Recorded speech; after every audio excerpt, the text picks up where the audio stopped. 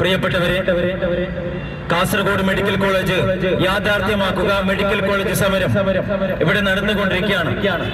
കാസർഗോഡിന്റെ മണ്ണും മനസ്സും ആത്മാവും തൊട്ടുകൊണ്ട് ഒരുപാട് പാവപ്പെട്ട ആളുകളുടെ ആശ്രയമായി പ്രവർത്തിക്കേണ്ടിയിരുന്ന മെഡിക്കൽ കോളേജിന്റെ ശോചനീയമായ അവസ്ഥയ്ക്കെതിരെ ശക്തമായ വാക്കുകൾ കൊണ്ടും പോരാട്ടങ്ങൾ കൊണ്ടും കാസർഗോഡിന്റെ യുവത്വങ്ങൾ മുതൽ കുഞ്ഞുമക്കൾ വരെ ഈ പോരാട്ട ഭൂമിയിൽ അണിനിരക്കണമെന്ന് വളരെ സ്നേഹത്തോടു കൂടി ഓർമ്മപ്പെടുത്തുകയാണ്.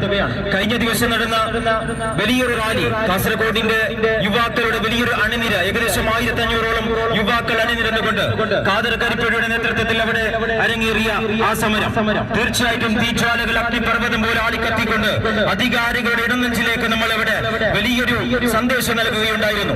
തീർച്ചയായിട്ടും ഈ സമരം വിജയം കണ്ടിരിക്കുന്നു എന്ന് വേണമെങ്കിൽ നമുക്ക് ഈ സമയത്ത് പറയാം. കാരണം അത്രയും ശക്തമായ രീതിയിൽ തന്നെ കാസർഗോഡിന്റെ ഓരോ യുവാക്കളും യുവതികളും എല്ലാവരും ഈ നാടിന് ഒത്തൊരുമയോടുകൂടി, കാരണം നമുക്കറിയാം കാസർഗോഡിന്റെ കുഗ്രാമങ്ങളിലുള്ള പാവപ്പെട്ട ആയിരക്കണക്കിന് ആളുകൾ എവിടെ പോയിട്ടാണ് പ്രിയപ്പെട്ടവരെ ചികിത്സിക്കേണ്ടത്? ഇതുപോലെയുള്ള ആശ്രമിംസുകളും അതുപോലെ തന്നെ വലിയ വലിയ ഹോസ്പിറ്റലുകൾ ചികിത്സിക്കാൻ ഈ കാസർഗോഡ് കുഗ്രാമങ്ങളിലുള്ള പാവപ്പെട്ട ആളുകൾ അന്നേത്തേക്കുള്ള വക കണ്ടെത്തുന്ന സാധാരണക്കാരായ ആളുകൾ എവിടെ പോയിട്ടാണ് ചികിത്സിക്കേണ്ടത്? എന്തുകൊണ്ട് കേരളത്തിന്റെ 14 ജില്ലകളിൽ 12ഓളം ജില്ലകളിൽ 1-2 മെഡിക്കൽ കോളേജ് കൊടുത്തിട്ട് കാസർഗോഡിന്റെ അവഗണനയുടെ ഏതറ്റം വരെ എത്തിക്കാൻ വേണ്ടിയിട്ട് എന്തിനാണ് ഇവിടുത്തെ അധികാരികൾ മുന്നിട്ടിറങ്ങുന്നതെന്ന് നമുക്ക് മനസ്സിലാകുന്നില്ല.